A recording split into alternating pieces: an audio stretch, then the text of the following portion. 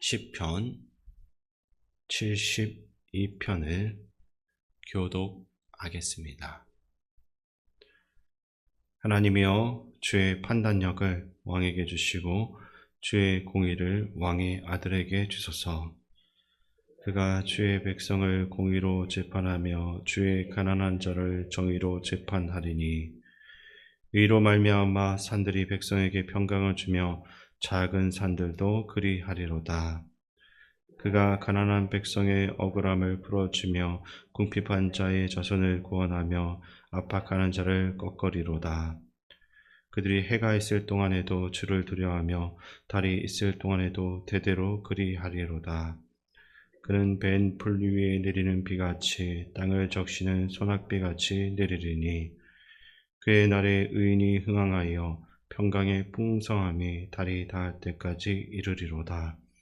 그가 바다에서부터 바다까지와 강에서부터 땅끝까지 다스리니, 강가에 사는 자는 그 앞에 굽히며 그의 원수들은 뒷걸을 핥을 것이며, 다시스와 섬의 왕들이 조공을 바치며 스바와 시바 왕들이 예물을 드리리로다. 모든 왕이 그의 앞에 부복하며 모든 민족이 다 그를 섬기리로다. 그는 궁핍한 자가 부러지질 때에 건지며 도움이 없는 가난한 자도 건지며, 그는 가난한 자와 궁핍한 자를 불쌍히 여기며 궁핍한 자의 생명을 구원하며, 그들의 생명을 압박과 강포에서 구원하리니, 그들의 피가 그의 눈앞에서 존귀 여김을 받으리로다. 그들이 생존하여 스바의 금을 그에게 드리며 사람들이 그를 위하여 항상 기도하고 종일 찬송하리로다. 산꼭대기의 땅에도 곡식이 풍성하고 그것의 열매가 레바논같이 흔들리며 성에 있는 자가 땅의 풀같이 왕성하리로다. 그의 이름이 영구하며 그의 이름이 해와 같이 장구하리로다. 사람들이 그로 말미암아 복을 받으리니 모든 민족이 다 그를 복되다 하리로다. 홀로 기이한 일들을 행하시는 여호와 하나님 곧 이스라엘의 하나님을 찬송하며 그 영화로운 이름을 영원히 찬송할지어다. 온 땅에 그의 영광이 충만할지어다. 아멘, 아멘. 이새의 아들 다윗의 기도가 끝나니라. 아멘. 시편 72편의 표제어는 솔로몬의 시라고 되어 있습니다. 근데 마지막 절을 보시면 이새의 아들 다윗의 기도가 끝나니라 라고 기록되어져 있어서 이것을 읽는 우리에겐 좀 혼란을 줄 수 있습니다. 그래서 이 시편을 다윗의 아들 솔로몬을 위해서 기록한 시로 이해하기도 하는 겁니다. 다윗은 자신이 왕으로 살아보았기 때문에 왕에게 필요한 것이 무엇인지 잘 알고 있었습니다.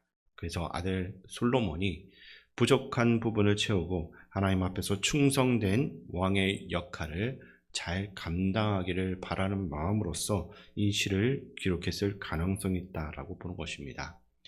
이후에 솔로몬이 아버지 다윗의 뜻을 이어받아 이 시를 자신의 것으로 삼았다고 볼 수 있습니다. 그러나 이 시편에서 중요한 것은 누가 기록했는가 이것보다 하나님께 권세를 받은 사람이 어떻게 살아가야 하는가입니다. 그렇다면 왕이 아닌 우리에게 이 말씀은 어떤 의미가 되겠습니까? 성경은 우리를 왕 같은 제사장이라고 부릅니다. 우리는 모두 하나님께서 맡겨주신 자리에서 일정한 권한과 책임을 가지고 살아가는 겁니다. 가정에서는 부모로서, 직장에서는 맡겨진 역할을 가진 사람으로서, 교회에서는 각자의 사명을 맡은 사람으로서 살아갑니다. 그렇다면 하나님께서 우리에게 맡겨주신 그 권세를 어떻게 사용해야 되겠습니까? 1절을 보면 이렇게 말씀하시는데 그 말씀 제가 읽어드리겠습니다. 하나님이여, 주의 판단력을 왕에게 주시고 주의 공의를 왕의 아들에게 주소서. 아멘. 여기서 판단력으로 번역된 히브리어 미시파트는 하나님의 의를 실제적인 삶 가운데서 실천하는 것을 의미합니다. 특별히 왕이 재판하고 백성을 다스릴 때 하나님의 뜻에 따라 올바르게 판단하고 행동하는 걸 말합니다. 또 공의로 번역된 체다카는 하나님의 의로우신 성품 자체를 뜻합니다. 하나님께서 어려운 사람을 긍휼히 여기고 연약한 사람을 돌아보시면서 사람을 살리고 세우는 그 마음인 겁니다. 결국 왕에게 필요한 것은 강력한 권력이나 힘이 아닙니다. 하나님의 마음을 가지는 겁니다. 하나님의 마음이 없는 사람에게 힘과 권세가 주어지게 되면 다른 사람을 섬기기보다 자신의 이익을 위해서 그 권세를 사용할 수밖에 없습니다. 그러나 하나님의 마음을 가진 사람은 자신에게 주어진 권한을 다른 사람을 살리고 세우는 데 사용합니다. 그래서 시인은 하나님께 주의 공의와 판단력을 달라라고 기도하는 것입니다. 솔로몬도 왕이 된 후 하나님께 지혜를 구했습니다. 열왕기상 3장을 보시게 되면 하나님께서 내가 내게 무엇을 줄 거라고 물으셨을 때 솔로몬은 부와 장수를 구하지 않고 주의 백성을 재판하여 선악을 분별할 수 있는 듣는 마음을 달라라고 기도했습니다. 그가 받은 지혜가 바로 하나님께서 주신 겁니다. 이어서 2절과 3절을 우리 함께 읽겠습니다. 그가 주의 백성을 공의로 재판하며 주의 가난한 자들을 정의로 재판하리니 의로 말미암아 산들이 백성에게 평강을 주며 작은 산들도 그리하리로다. 아멘. 여기서 가난한 사람은 단순히 경제적으로 어려운 사람만을 의미하지 않습니다. 아무런 힘이 없고 도움이 필요한 사람, 자신의 작은 권리도 스스로 지키기 어려운 연약한 사람을 포함합니다. 왕에게 권세와 힘을 준 목적은 백성들을 이용하기 위해서가 아닙니다. 백성을 보호하고 세우기 위함입니다. 권세가 큰 사람일수록 자신을 위해 사용하기보다 힘이 없는 사람을 위해서 사용해야 되는데 이것이 하나님이 원하시는 방식입니다. 3절에 보시면 의로 말미암아 산들이 백성에게 평강을 주며 작은 산들도 그러하리로다 라고 나와 있습니다. 이 말씀은 자연의 그 모습들을 가리키는 표현으로 이해할 수도 있겠지만 통치자들을 비유적으로 표현한 것으로 볼 수 있습니다. 산들이 높은 위치에 있는 통치자들을 의미한다면 작은 산들은 그보다 낮은 위치에서 백성들을 다스리는 중간 지도자들을 의미할 수 있습니다. 왕이 하나님의 뜻에 따라 바르게 통치하면 그 영향력이 아래로 계속해서 흘러가게 됩니다. 높은 자리에 있는 사람뿐 아니라 그 아래에 있는 모든 지도자들, 중간 지도자들도 올바르게 세워지고 결국 백성 전체가 평안을 누리게 되는 것입니다. 그래서 윗물이 맑아야 아랫물이 맑다라는 말이 있습니다. 지도자의 삶과 결정은 자신에게서 끝나지 않고 수많은 사람들에게 영향을 미치는 것입니다. 우리들도 하나님께서 맡겨주신 자리가 있다라고 한다면 그 자리에서 바른 영향력을 흘려보내야 될 것입니다. 그리고 8절을 보시게 되면 매우 놀라운 표현을 사용하고 있는데 그가 바다에서부터 바다까지와 강에서부터 땅끝까지 다스리리니 라고 합니다. 한 나라의 왕을 이야기하면서 마치 온 세상을 다스리는 것처럼 표현합니다.